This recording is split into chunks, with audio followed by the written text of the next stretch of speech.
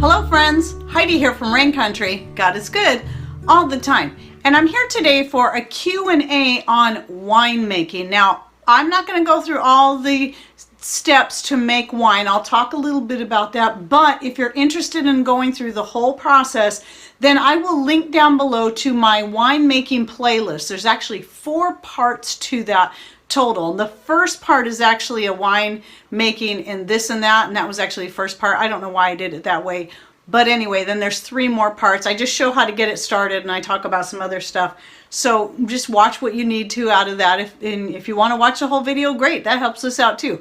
But anyway, just know that that first video is kind of a mishmash of different things I'm talking about. So let's start by talking about the supplies though that you will want to have on hand when it comes to making your own wine. I suggest at least starting with 1 gallon. Some people will go with a 5-gallon carboy, so it will look like your 1-gallon jug like this, but it's 5 gallons. It's quite large.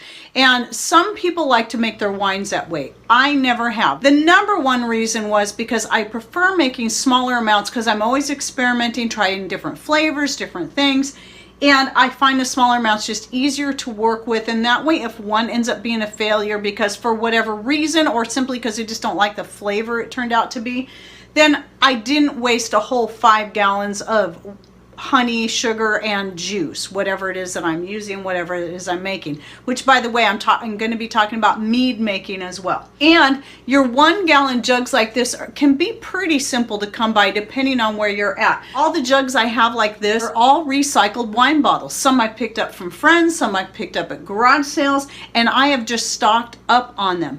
But if you can't find any locally, the cheapest I've seen these for is on Amazon for $6. I don't think you're going to pay more than $12 for a single gallon jug like this. Or if you've been one to buy the cheaper wine in the past that comes in the big gallon jugs like this, just save those jugs. No matter what you do, whether you do the 5-gallon carboy or you do a 1-gallon jug at a time, you're going to need an airlock. Now the airlock itself, there's a couple of different styles out there. This S-shaped one is the one I've always used.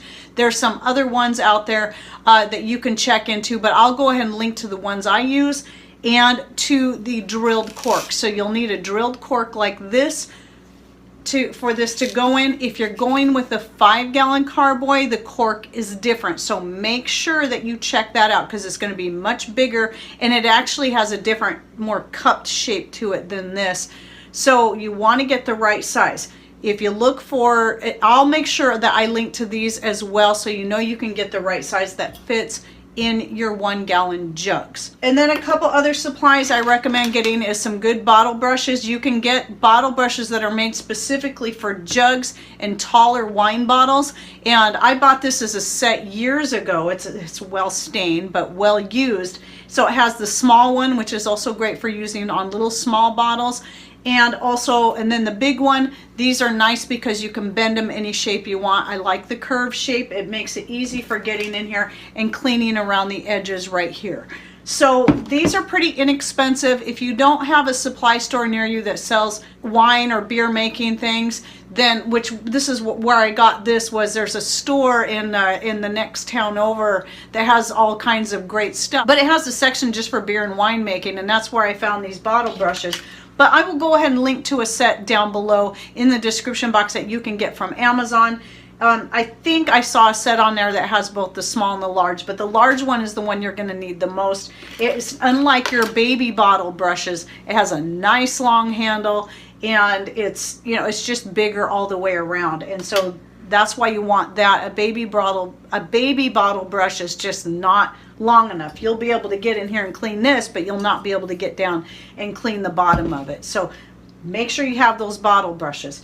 Also to have on hand is some kind of food grade siphoning hose. You're going to need this for one of the last steps when it comes to racking your wine. And again, if you go watch that video series, you'll know what I'm talking about. And then I also recommend having a food grade bucket of some kind. I always recycle our coconut oil buckets, and I save these because they have so many uses. So this is what I use when I siphon the wine out of my jug. I put it in here, and then it goes back into the jug after I get all the all the sediment off the bottom of the jug. So again, you'll have to watch the whole series to see what I'm talking about there if you're new to winemaking.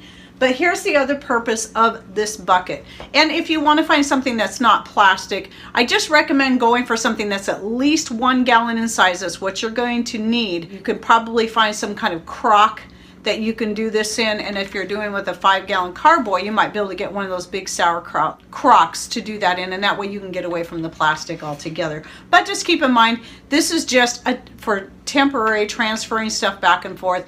It's not going to be in contact with your food for that long anyway, and and it's food grade, as best as plastic can be. When I first got started in wine making, it was mead that I started with. Now, if you don't know what mead is, that's M-E-A-D. That is just a honey wine, and it can be just honey and water, and then whatever starter that you're going to use, which I'll talk about that in a minute as well. But I never made it just that way. But what you need is you have to have some kind of bucket or crock to mix the honey and the water together when you're making your mead. And so anyway, that's what I started off with. I didn't get right into making wine from juice like I do now. And I had so much fun with the mead. Mead is super easy to make. So when you're making mead, here's where the bucket comes in handy. You're going to want to put your 3 cups of honey into your bucket, because that's how much you need to make mead for 1 gallon. Then you're going to add in a good amount of your water, but don't fill it up to the 1 gallon mark, because you're going to need to leave space. Maybe just fill your bucket halfway of warm water, not hot. You want to keep your honey raw, but just warm, just slightly warm, maybe up to 120 degrees tops. And then you're going to mix that in with your honey to dissolve the honey really well. And then once you do that, you can pour that into, you're gonna, make sure you have a funnel. That's the other thing you're gonna want on hand. You're gonna pour it into your gallon jug, and then you're going to add your, whatever your yeast is. Now, what I prefer to do is use my own homemade fermentation starter, because I can do that for free at home. I can always have some going. I don't have to go to the store and buy a special wine yeast. Some people even use a bread yeast. I don't do that. I just use my own homemade starter. Like one here is a raisin. I've made all different kinds. I have videos about how to make your own starter. I have a whole bunch of them out there. I will link to my most recent one because it's very in-depth. It is long, but it is in-depth. It talks about everything about making the starter, as well as how to make it, but also how to use it, and so on and so forth. And for this blackberry wine I have going on back here, I actually used this one as my starter. So you need 1 cup of your liquid off your starters if you're going this method, which is again what I recommend. This one is darker than that now, because when I made this, I added some of the pulp from the blackberries into this just to get some more fruit in there, because I do like to refresh it every now and then with some more fruit, and I just think that keeps it healthier and keeps it going. But you do need to feed it sugar every so often. So again, check out that video to learn more about making the fermentation starter, as well as its many uses.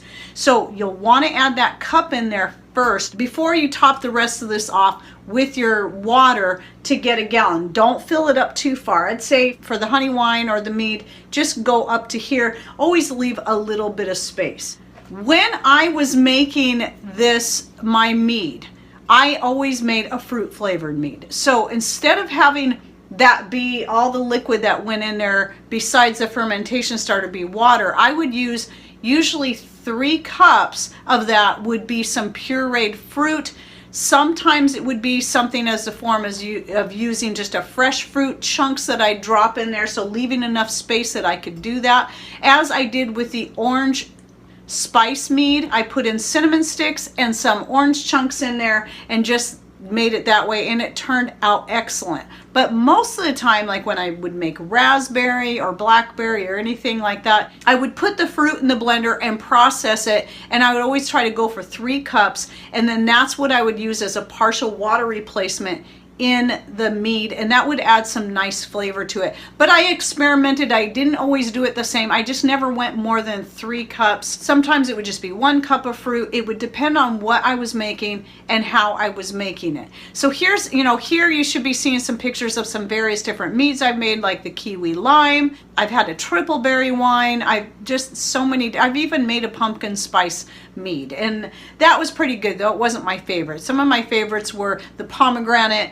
the kiwi lime, the orange spice, and the raspberry. Those were some of the best ones that I made.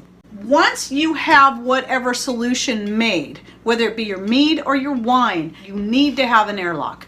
So when you have your airlock, what's going to happen is you're going to fill it up to about halfway with water. So it'll be to here when you fill it up. Once you put it on there, it's not going to do anything right away, but once the stuff on the inside starts bubbling and getting lively, you're going to see bubbles coming up through that water. And I'll put a little clip here of this one that after it first really started bubbling, so you can see what it does.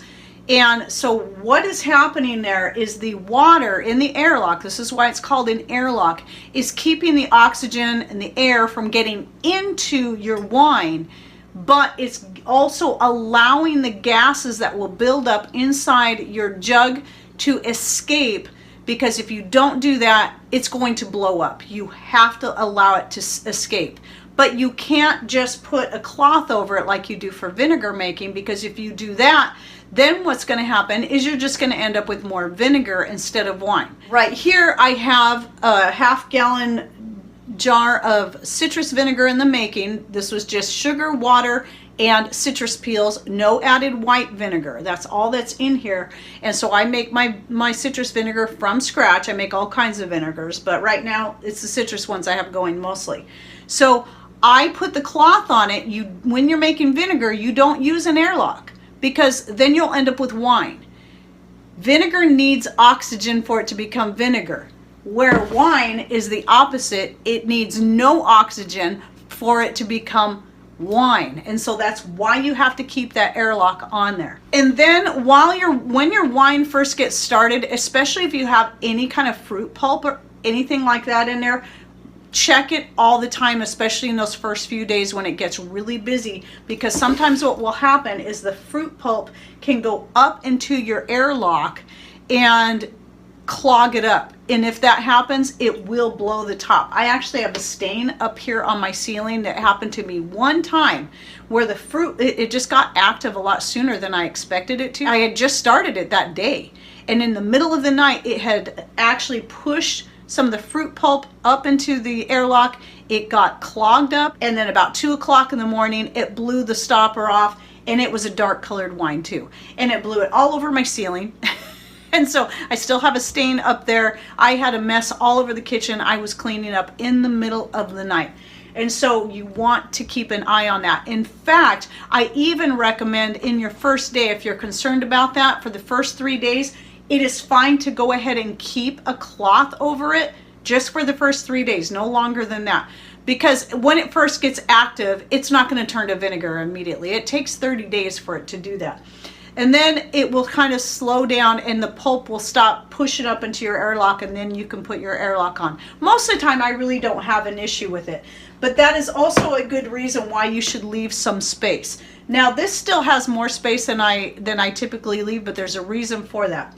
So let's talk a little bit about making wine itself. So this is made mostly with blackberry juice from the blackberries we picked in 2017, and I did add a quart of my home canned grape juice from our own grapes just to get some of that used up as well. But when I've made blackberry wine, I found out it turned out really good using a combination of a little bit of our homegrown grape juice as well as the blackberry juice. When you're making wine from a juice, it should be a pure straight juice, and in that case you're not going to need as much sugar as you might use in making mead, because you already got your 3 cups of honey. So you're not going to want to start off with 3 cups of sugar. You're still going to want sugar in it though, especially with your more tart things. Like a lot of your wine grapes are very tart anyway, like ours are, and so they don't have a lot of sugar in them.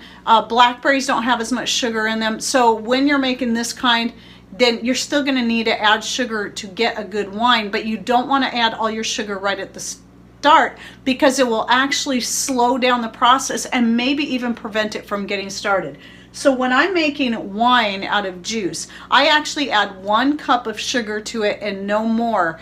I'm going to be adding another cup. So what I do is I give it time to ferment a little bit, to work through some of the sugars, and then I'll add a little more sugar, and then I'll let it ferment a little bit, and then I'll add some more sugar. Just make sure that once however much sugar you're gonna do, get it all in before the end of the 2nd week. I say within the 1st week and a half. You know, just the more I experiment with this, I find, you know, a few days later, add more sugar, a few days later, add a little bit more sugar, and then a few days later, add a little bit more sugar. Because sometimes I'll only go in half cups at a time, because sometimes putting a whole cup in there at once will cause it to really go crazy again, and it can bubble over. So yes, you have to take your airlock off for that, but it's okay, because you're not leaving it off for a very long period of time. In fact, I'm going to add some more sugar to it right now so you can see how I do this.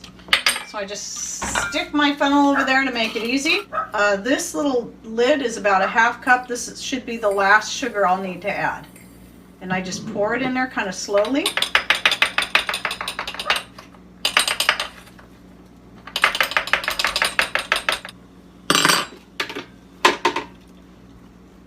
And now if you look at this, it's really getting bubbly again. It's bubbling faster than it was just a couple of minutes ago. And it's getting rather fizzy right here. What I've done is I've just fed all that stuff even more, so now it's all going crazy. And as you can see, obviously I put the airlock back on there right away.